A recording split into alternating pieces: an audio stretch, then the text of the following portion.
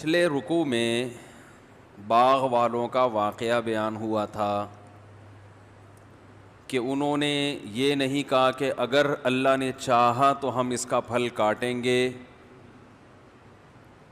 ایک جرم تو انہوں نے یہ کیا تھا کہ اللہ کا نام نہیں لا، انشاءاللہ نہیں کہا۔ اس پر میں نے بتایا تھا کہ ان کو انشاءاللہ نہ کہنے کی اتنی بڑی سزا کیوں ملی۔ بھائی آواز تھوڑی سی بڑھاؤ یار۔ ان کو انشاءاللہ نہ کہنے کی اتنی بڑی سزا کیوں ملی؟ وجہ کیا ہے کہ ان کے انشاءاللہ میں اور ہمارے انشاءاللہ میں فرق۔ دوسرا انہوں نے یہ کیا تھا، چلیں اب کچھ بہتر ہو گئی ہے، ابھی میں نے تھوڑا قریب کیا ہے نا، ایکو بند کر دیں ایکو۔ دوسرا مسئلہ یہ کہ انہوں نے یہ کہا آپس میں چہمے گوئیاں کر رہے ہیں، آپس میں سرگوشیاں کر رہے ہیں کہ جب باغ کا پھل کٹے گا تو خیال کرنا کوئی غریب قریب میں نہ پھٹکے، غریبوں کو آنے نہیں دینا۔ یہ انسان کی طبیعت میں نا ایک لالچ ہوتی، بھائی اتنا اللہ نے دیا ہے کچھ غریبوں کو بھی نکال دو۔ جو سخی آدمی ہوتا ہے وہ کہتا ہے کہ اللہ نے اتنا دیا ہے تو غریبوں کا حق بھی اس میں نکالوں گا۔ ہم تو دیکھتے ہیں پہلے سے لوگ پہلی تنخواہ جب آتی ہے نا تو پہلے سے نیت کر لیتے ہیں، یار پہلی تنخواہ آ رہی ہے اتنے پرسنٹ تو اللہ کی راہ میں دینا ہی دینا ہے۔ تو یہ خاندانی ہونے کی علامت ہوتی ہے۔ غیر خاندانی ہونے کی علامت کیا ہے؟ کہ پہلی تنخواہ آ رہی ہے کوئی مانگنے نہ آ جائے، ہیں بھائی کوئی لوگوں کو پتہ نہ چل جائے۔ وہ میں بتا چکا ہوں، لوگوں سے چھپانا بھی اس زمانے میں کسی حد تک ضروری ہے، کیونکہ وہ پھر جو مستحق نہیں بھی ہوتے نا وہ بھی آ جاتے ہیں۔ میرا تو ایک تجربہ ہے کہ کسی غریب کو پیسے دے دو نا، زیادہ دے دو تو وہ پھر کمبل ہو جاتا ہے۔ وہ ابھی 2-4 دن پہلے کی بات ہے، ایک ماسی آئی بیچاری ایک بچے کے ساتھ، غریب ماسی، اس کے بچے پہ مجھے بڑا ترس آ رہا تھا۔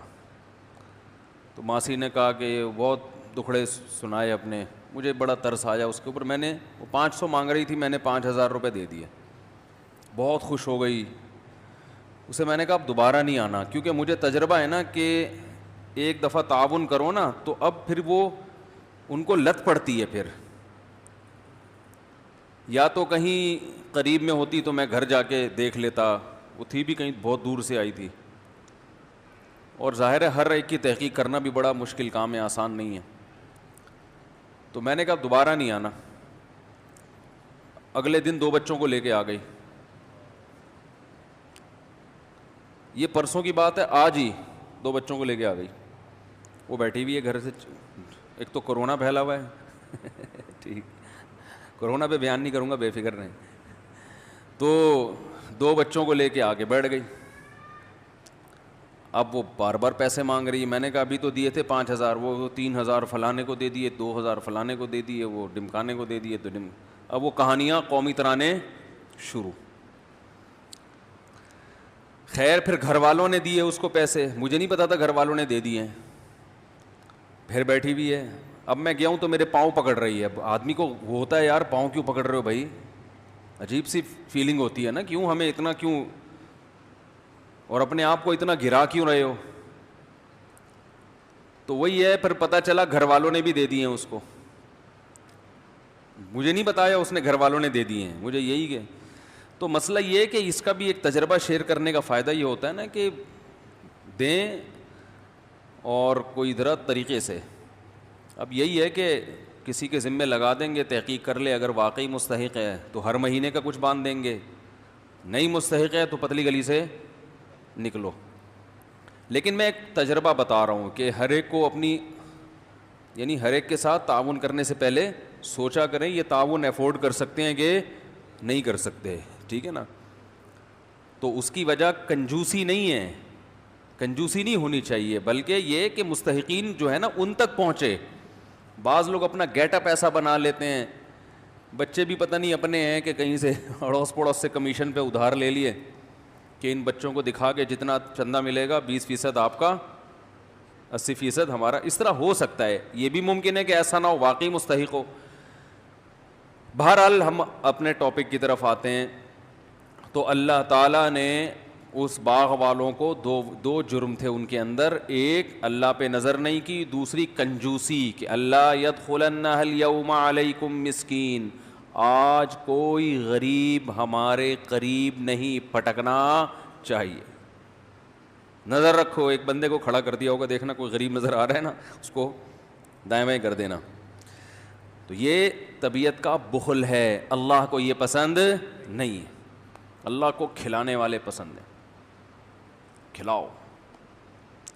کبھی کبھار نا کچھ بڑا اماؤنٹ صدقہ کر دیا کرو. کئی بار بیان کر چکا ہوں، نصیحت کی بات 100 دفعہ بھی ہو جائے تو میرا خیال ہے بری نہیں ہے. یہ چیز مارکیٹ میں شارٹ چل رہی ہے آج کل، کنجوسی ہمارے معاشرے میں پھیل رہی ہے. یمحق اللہ الربا ویربی الصدقات، کیا عجیب آیت ہے. دیکھو سود کسے کہتے ہیں؟ جتنا پیسہ ہوگا اس سے مزید پیسہ بنتا ہے نا انسان کے پاس. 1 لاکھ اگر آپ کے پاس ہے تو آپ سود پہ قرضہ دے کے 1,02,000 بنا لو گے اس کو. 2 لاکھ ہیں تو 2 سے 2,04,000، ایسے ہی اس کو ضرب دیتے چلے جائیں. تو اس سے کیا لگتا ہے کہ پیسہ پیسے کو کھینچ رہا ہے، ایسا ہی ہے نا. زکوٰۃ کیا ہے؟ بالکل سود کی الٹ ہے. 100 روپے میں 2.5 روپے، ایسا ہی ہے نا. یعنی جو سود کے ریٹ آج کل کیا چل رہے ہیں بینکوں میں، 2% یا 2.5% نا، یہی چل رہا ہے نا ریٹ. کیا ہو گیا بھائی؟ 7% ہے. اچھا سود کا ریٹ زیادہ، تو سود زیادہ کما رہا ہے انسان. یعنی 1 لاکھ پہ 7,000، 1 لاکھ پہ 7,000 ریٹ ہے، تو 7% آپ 1 لاکھ پہ کما رہے ہو، یعنی 100 روپے پہ 7 روپے. زکوٰۃ بھی جتنے زیادہ اماؤنٹ ہوگا زکوٰۃ اتنی زیادہ نکلے گی. 100 روپے پہ 2.5 روپے، 200 پہ 5 روپے، 1 لاکھ پہ 2,500، 2 لاکھ پہ 5,000. تو اس سے مالدار کہے گا کہ یار سود بڑھتا ہے اور زکوٰۃ پیسے کو گھٹاتی ہے. جتنا پیسہ ہوگا زکوٰۃ اتنی زیادہ زکوٰۃ ہے. زکوٰۃ بھی ایک صدقے کی ایک قسم ہے نا. تو دیکھنے میں لگتا ہے کہ صدقے سے پیسہ کم ہوتا ہے، سود سے بڑھتا ہے. اللہ نے قرآن میں اس کی بالکل نفی کر دی. یمحق اللہ الربا، فرمایا اللہ سود کو مٹاتا ہے. اب مٹانے کا لفظ اللہ نے جو استعمال کیا اس میں کیا حکمت ہے، اس پہ کھوپڑی استعمال کریں گے تو انشاءاللہ سمجھ میں آئے گی یہ بات بھی. یمحق اللہ الربا، سود کو اللہ کیا کرتا ہے؟ جیسے ربڑ سے ہم کوئی چیز لکھتے ہیں تو یوں کر کے مٹاتے ہیں نا، تو ایسے اللہ سود کو کیا کرتا ہے؟ مٹاتا ہے. شاید اس میں یہ حکمت ہو کہ سود بظاہر تو بڑھتا ہوا نظر آتا ہے، مگر اللہ باقاعدہ ارادہ کر کے ایسے اسباب پیدا کرتے ہیں کہ بڑے ہوئے پروفٹ کو گھٹا دیتے ہیں. جیسے ہم کوئی چیز لکھتے ہیں نا، ایک چیز لکھے ہی نہیں، لکھ کے مٹانا تھوڑا مشکل کام ہے نا، تکلف کرنا پڑتا ہے. تو اللہ بھی باقاعدہ ارادہ کر کے ایسے کچھ حالات پیدا کر دیتے ہیں کہ وہ بڑی ہوئی رقم کی برکت ختم. کیسے حالات؟ کہ بھائی مسائل اتنی ارننگ نہیں ہوئی جتنے خرچے اللہ نے بڑھا دیے. خرچے بڑھانے کے لیے ضروری ہے کسی کو بیمار کر دیا ہے بھائی، اسکول ایسے اسکولوں میں داخلہ ہو گیا، فیسیں ڈبل ہو گئی مگر ایجوکیشن نہیں حاصل ہو رہی. کوئی چوری کر کے بھاگ گیا، کچھ بھی، تو گویا اللہ ربڑ لے کے نا مٹاتے رہتے ہیں اس کو کہ تو کماتا رہے، میں یہاں کیا کرتا رہوں گا، اس کو ریموو کرتا رہوں گا، تو کرتا رہے. یعنی یہ نہیں ہے کہ تو کمائے، مٹتی وہ چیز ہے جو پہلے لکھی جاتی ہے. خالی صفوں کو تو نہیں مٹایا جاتا نا بھائی. تو اس میں اللہ بتا رہے ہیں سود کا پروفٹ حاصل ہوگا پھر مٹے گا. ہونے کو نہ دیکھو. اگر اللہ یہ کہتے نا اللہ سود سے نفع ہونے ہی نہیں دیتا تو پھر اشکال ہوتا کہ اللہ سود سے نفع تو حاصل ہوتا ہے. اسی سے تو لوگ دھوکے میں آتے ہیں. تو اللہ کہتے ہیں میں نے کب کہا کہ سود سے پروفٹ نہیں ملے گا؟ پروفٹ ملے گا، لیکن میں بیٹھ کے کیا کرتا رہوں گا؟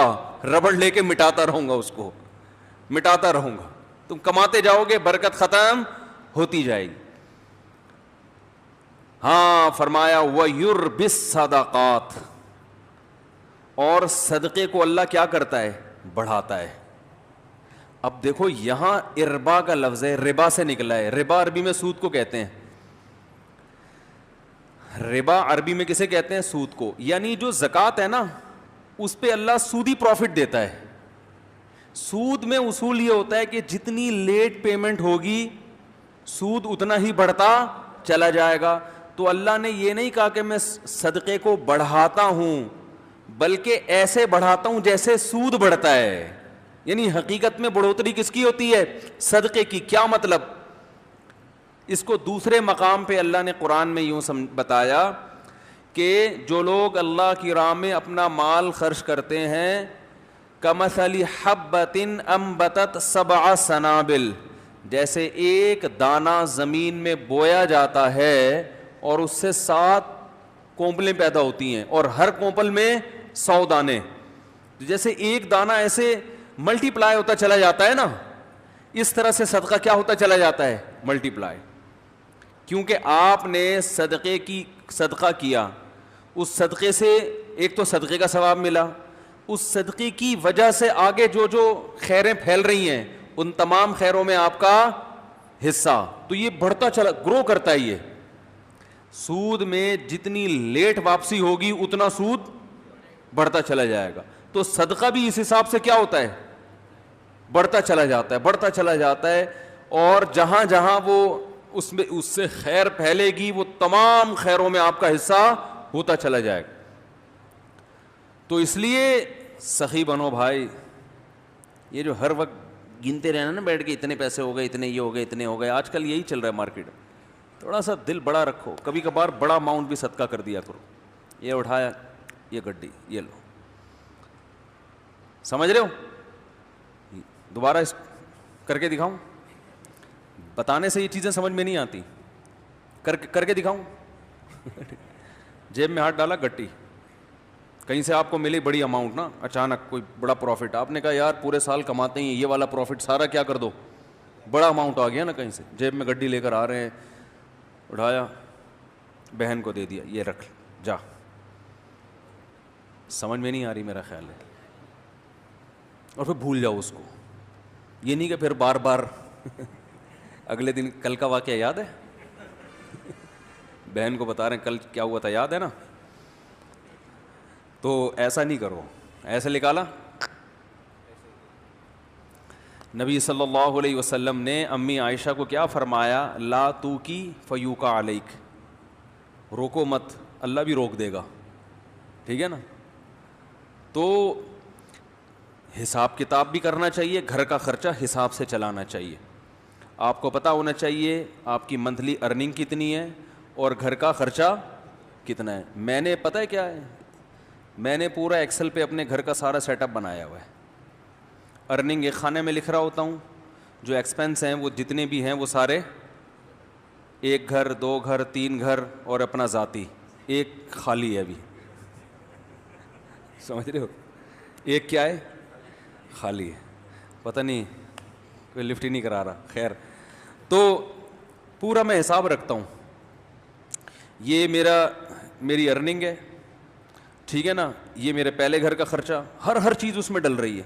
اس کا طریقہ آپ کو بتا دیتا ہوں. یہ چونکہ ہمارے مذہب اور دین کا حصہ ہے یہ چیزیں، اس لیے یہ بتانا ضروری ہے تاکہ آپ کو پتہ چلے کہ آپ کے بنیادی خرچے ہیں کتنے.